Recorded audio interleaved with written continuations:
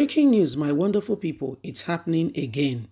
Inec has released final list of candidates as pending suits challenge candidacy of APC, PDP, LP presidential candidates as some names were omitted. See whose name has been omitted. You'll be surprised.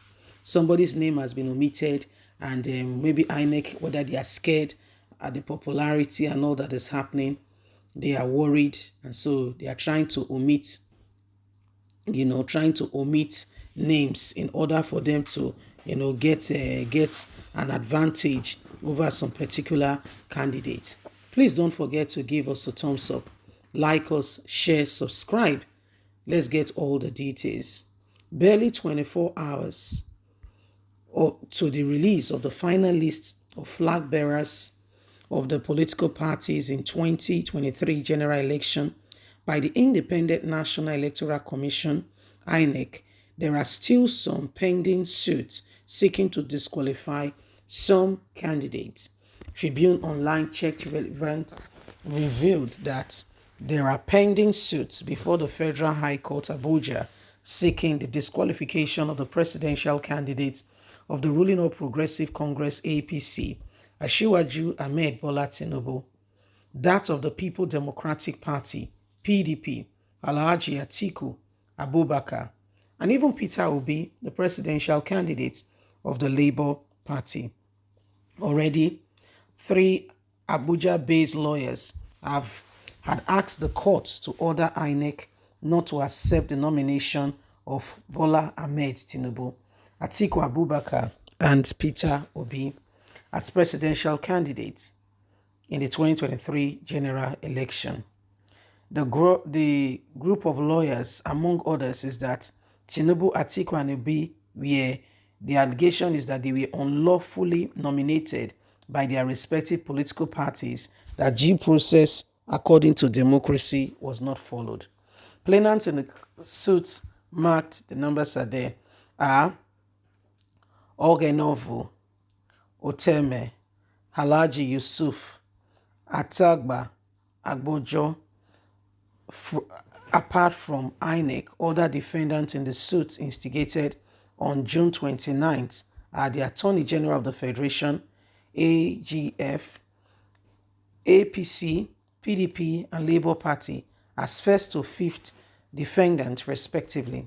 The plaintiffs are contesting that APC, PDP, and Labour Party through the provision of the 1999 Constitution and Electoral Act 2022 in the conduct of the primary election that produced their presidential candidate and that of the three political parties flaunted the law by the failure to nominate the vice presidential candidates before the conduct of their primary election as required by law.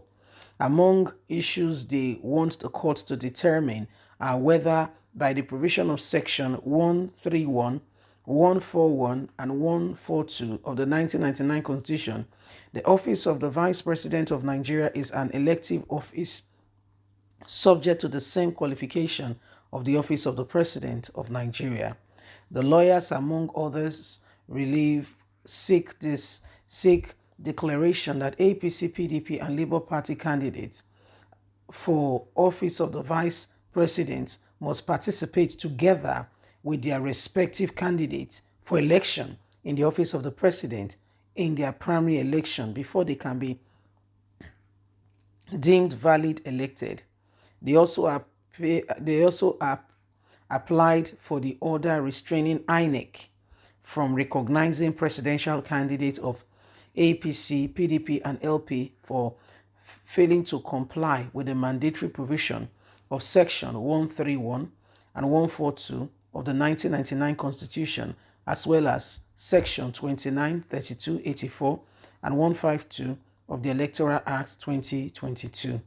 These are some of the things that are going on. Similarly, an Abuja-based lawyer, Omogo, has dragged APC and Tinubu to court for allegedly filing in of the presidential and vice presidential candidates of the party from the same religion. The lawyers in the suit seek an order to prevent the injunction restraining Inec from publishing the name of APC presidential candidate in the forthcoming election for violating the Nigerian constitution. The suit marked, the number is there, claimed that the decision to pick party presidential flag bearer and running mate from the same religion section violate the principle of the spirit of Nigerian's constitution.